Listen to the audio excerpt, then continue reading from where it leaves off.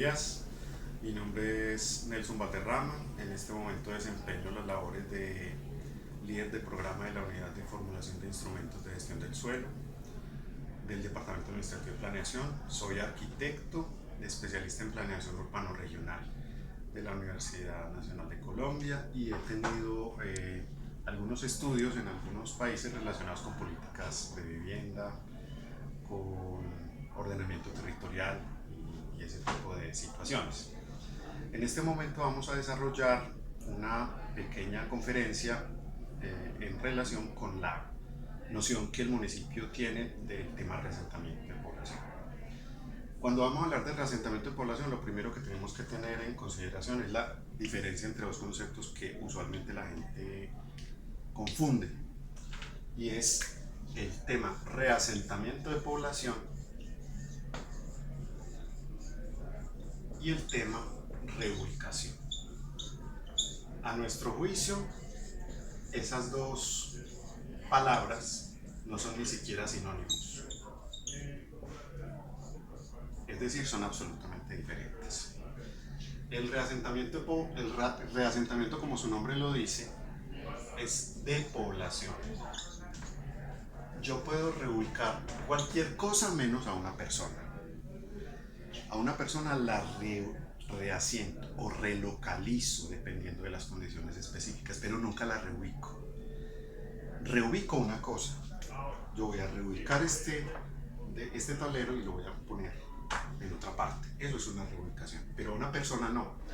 Porque una persona, cuando está en un entorno urbano, no solamente está asociada a sus condiciones físicas específicas, sino también a las redes que entreteje para poder subsistir. Esas redes son sociales, económicas, culturales. Dentro de las sociales están las familiares, las de vecinos, las de amigos. Dentro de las económicas están las actividades productivas. Dentro de lo cultural están las costumbres, lo que nosotros llamamos la construcción social del hábitat. Por estas razones, una persona nunca se reubica, se reasienta. Entonces es lo primero que tenemos que tener claro para encuadrar perfectamente todo este proceso en términos del núcleo urbano. Esta palabra queda eliminada del léxico, queda eliminada del discurso, no se va a tocar y no la vamos a volver a utilizar. Reasentamiento. Nos han dicho, el reasentamiento en el sitio es lo que se llama reasentamiento, y el reasentamiento en otro sitio es lo que se llama reubicación. Volvamos a lo que acabamos de ver. La palabra reubicación no la vamos a utilizar, vamos a usar siempre la palabra reasentamiento y vamos a hablar de reasentamiento en sitio o de reasentamiento en otro territorio, pero siempre la palabra reasentamiento, nunca la palabra reubicación. Quiere decir eso que un grupo poblacional que por efectos de dos factores que son los que están asociados con el tema, la obra pública o las condiciones de riesgo, siempre será objeto de reasentamiento. Por obra pública, ¿por qué? Porque el municipio, para el desarrollo territorial, pues necesariamente deberá reasentar a la población. Entonces imagínense ustedes, por ejemplo, un asentamiento localizado en X parte de la ciudad donde vive una población con unas condiciones específicas. Entre ellos no tienen vínculos familiares, pero sí tienen vínculos sociales porque son vecinos y seguramente entre ellos son amigos. Alguno de ellos es una tienda, el otro es una venta de arepas, por decir cualquier cosa, el otro tiene que ver con un almacén, ¿cierto? Estas son actividades productivas y estas otras son viviendas. Imaginémonos que en primer lugar va a pasar por ahí una vía. Esto es lo que llamamos reasentamiento por obra pública. Esa obra pública tiene que tener varios factores, entre muchísimos factores administrativos. Tiene que estar inscrita en el folio de matrícula inmobiliaria, ¿cierto? Para que sea es realmente una obra pública. No todas las obras públicas están inscritas en el folio de matrícula inmobiliaria. Entonces ahí es donde el municipio hace uso de una acción que solamente le corresponde a él, que se llama el interés público, donde se da el reasentamiento de población por obra pública en virtud del interés público o social o de la declaratoria de urgencia que se da en virtud de la ejecución de la obra pública. Listo, en términos de una vía, por ejemplo. Pasa exactamente lo mismo, pero es una noción distinta cuando se trata de proteger la vida de esa población, porque este mismo grupo poblacional, por ejemplo, está localizado en una zona de riesgo. Entonces, si se localiza en una zona de riesgo, es por un factor que va a la protección de la vida. ¿Cuál es el primer derecho fundamental de un ser humano que está previsto en la Constitución? Derecho de primera generación, la protección a la vida. En Colombia el Estado tiene la obligación de proteger la vida. Entonces, cuando usted le dice el plan de ordenamiento territorial, esta gente se tiene que relocalizar o se tiene que reasentar porque están ubicados en una zona que les ofrece riesgo. ¿A qué? El riesgo no es a la casa, o sea, no necesariamente a la casa. El riesgo no es al árbol que está al lado, por ejemplo. El riesgo es a la vida de la población que se ubica en ese territorio. Entonces, también estas personas deben ser relocalizadas, reasentadas. Esas dos palabras, digamos que las vamos a permitir, pero la más adecuada es la palabra reasentamiento. Esos, digamos, son los principales factores asociados con el reasentamiento de población. La obra pública y la localización, el reasentamiento por condiciones de riesgo. Obra pública y condiciones de riesgo. Yo espero que hasta este momento estén claros los dos conceptos. En el plan de ordenamiento territorial, el tema de reasentamiento está asociado a un derecho, a un principio, perdón, me disculpan el error, está asociado a un principio que viene de la Ley Novena del 89. Ese principio se llama protección a moradores. Sin embargo, la Ley Novena del 89 dijo que la protección a moradores se daba en virtud de los programas de renovación urbana. Entiéndase, obra pública. Programas de renovación urbana. Esos programas de renovación urbana que usualmente tienen movimientos involuntarios de población. Bueno, también esa es otra situación que tenemos que considerar. Cuando estamos hablando de este tipo de procesos, estamos hablando de movimientos involuntarios, es decir, cuando la población por su propia necesidad no toma la decisión de relocalizarse en otro territorio. Eso es involuntario. ¿Por qué? Por la obra pública o por las condiciones de riesgo. En este caso es porque mi vida está corriendo peligro si me quedo ahí, y en este caso es porque en virtud del interés público del que estábamos hablando, va a pasar un puente, una vía, van a hacer un parque, van a hacer una escuela, qué sé yo, de interés público, o sea, de interés para toda la ciudad. No es mi interés, sino el interés de toda la ciudad. ¿Quién personifica el interés público? El Estado. ¿Quién define cuál es el interés público? El Estado. Por eso la ley sí prevé que esté inscrito en la matrícula inmobiliaria, pero como les digo, no es una condición necesaria y suficiente para que se dé el proceso de reasentamiento.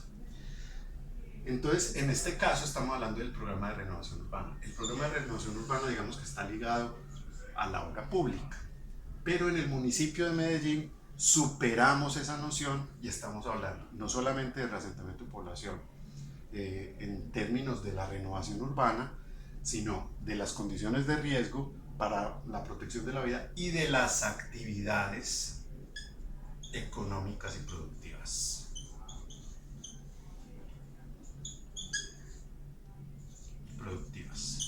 ¿Por qué de las actividades? Recuerden que ahorita, cuando empezamos a hablar de los conceptos, estábamos hablando de las actividades que yo desarrollo en la vivienda. ¿Para qué? Para la subsistencia. Es decir, si yo tengo en mi casa una fábrica de arepas, La política pública de protección a moradores, que la estamos en este momento finalizando el proceso de adopción, prevé mecanismos para que esta actividad económica y productiva pueda ser tenida en cuenta en el proceso de reasentamiento, ya sea a través de la valoración y reconocimiento de esas condiciones específicas para el reasentamiento de la población, pero también en reconocimiento de lo que algunos llaman los brazos caídos, es decir, todo el tiempo en el que mi actividad económica no la voy a poder desarrollar mientras se desarrolla el proyecto habitacional al que voy a llegar, mientras se desarrolla la obra pública y me identifica en el sitio donde voy a poder desarrollar nuevamente la actividad o por cualquier otro factor, pero está asociado a lo que yo estaba desarrollando en mi vivienda, ¿sí? Eso, digamos, es como el principio fundamental del reasentamiento de población. Entonces, palabras clave: reasentamiento, no reubicación, olvidémonos de eso, y es la última vez que mencionaremos esa palabra en este diplomado. La reubicación es de cosas, no es de personas, el reasentamiento es de personas, pero cuando se hace un proceso de reasentamiento no estamos únicamente hablando de la casa y de relocalizar la casa, sino también las redes que se entretejen en torno de esa familia o de esa población o ese grupo pues que está ubicado en esa vivienda o en esa casa, esas redes sociales, esas redes familiares, esas redes económicas, esas redes culturales, todo eso se tiene que considerar y debería ser considerado en el sitio que va a recibir la población. Ahí hay un factor generador y hay un factor que recibe. Las condiciones por principio, las condiciones de la población, por principio, deberían ser o mejores o iguales. El municipio nunca apunta a que sean iguales, siempre busca que sean mejores, por principio. ¿Qué es el principio? Lo que no se negocia.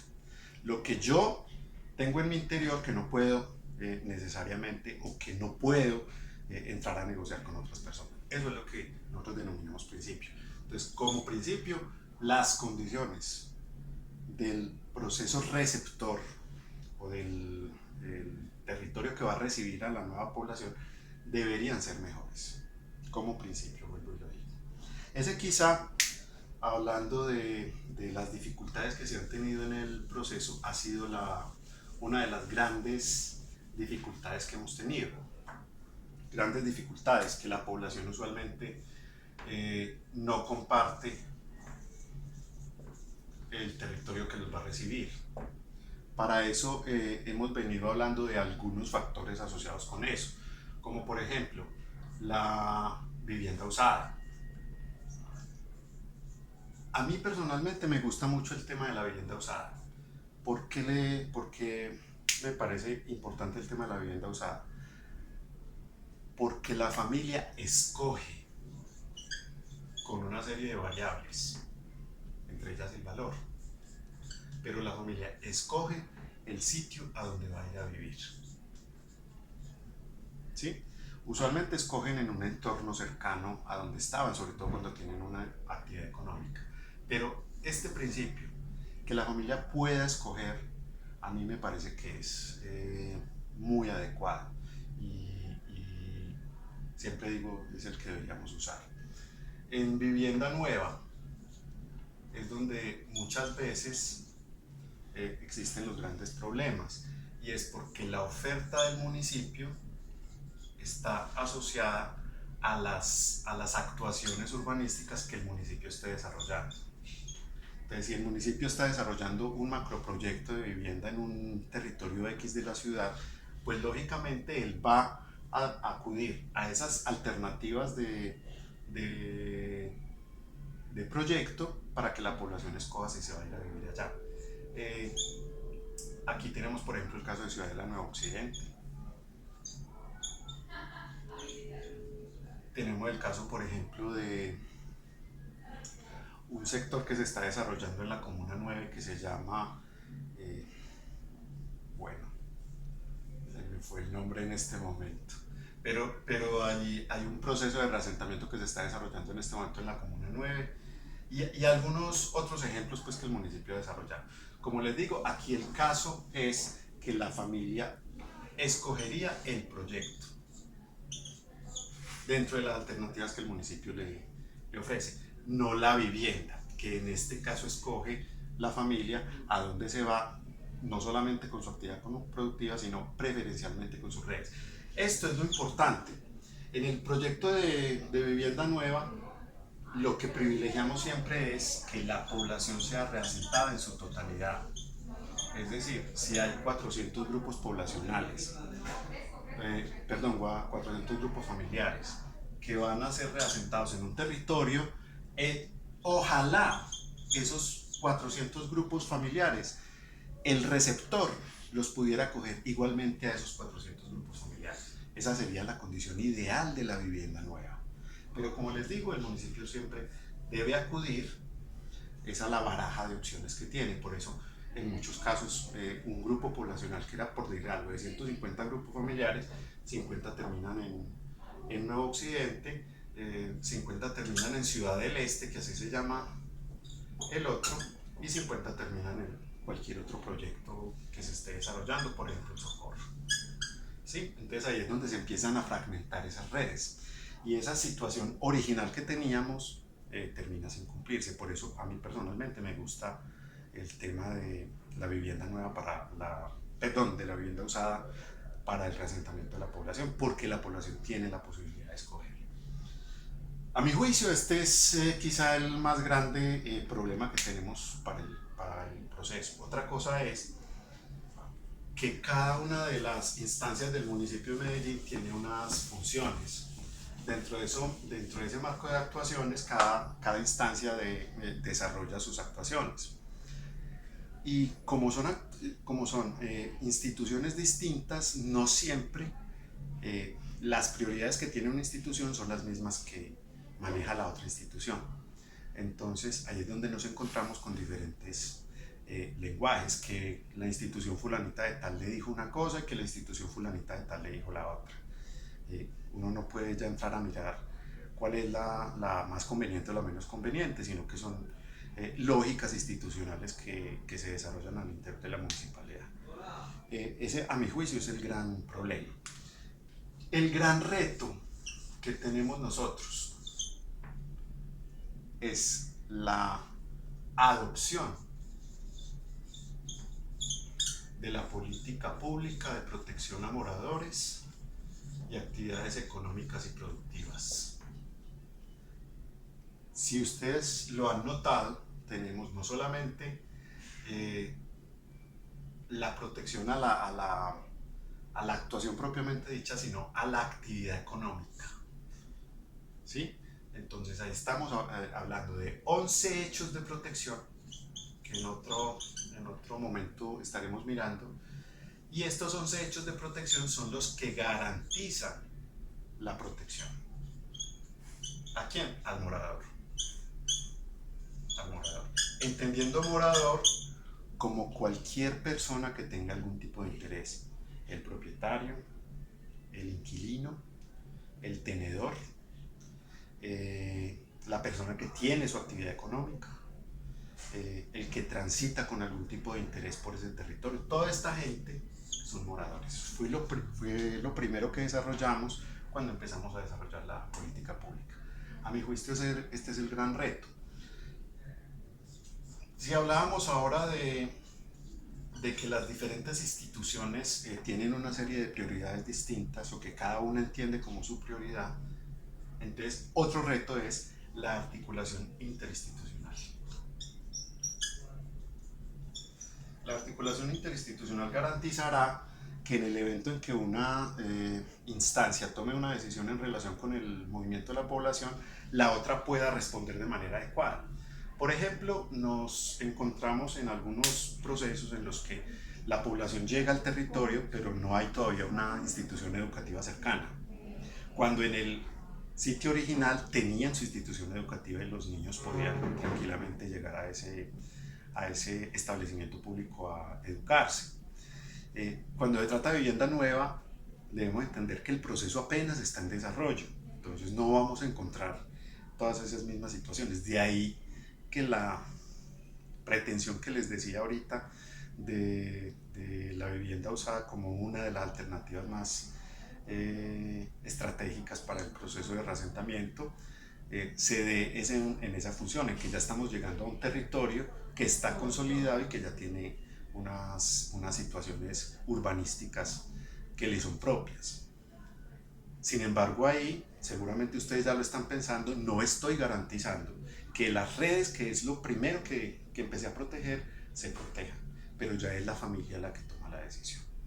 Si tomamos la decisión de llegar a un sitio que apenas se está desarrollando, vamos a encontrar esa situación, pero no es porque el municipio, que en este caso es el que está llamado a realizar el movimiento de la población, no esté preparado, sino que las condiciones institucionales van permitiendo o se van dando que se desarrolle de tal o cual manera. Esa, a muy grosso modo, es como los criterios generales, los conceptos generales que tienen que ver con el tema de la población, perdón, del asentamiento de población y los conceptos pues, generales que podemos estar retomando.